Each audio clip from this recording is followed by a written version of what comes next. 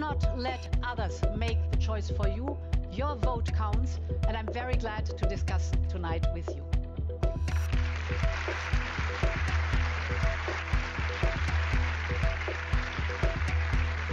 Thank you very much. Mr. Vistisen, you're next.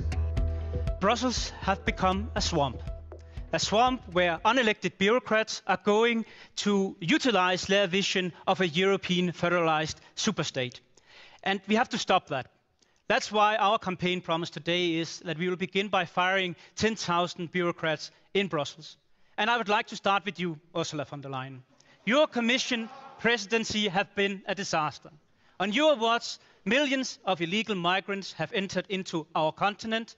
On your watch, you have been at the focus point of the Pfizer scandal under investigation by the European Public Prosecutor's Office, and not a single European is eligible to vote for you when you took office the first time, nor this time. This is not worthy of a European democracy, and therefore, if it's for us in the Identity and Democracy Group to decide, you will be the first one fired after the elections.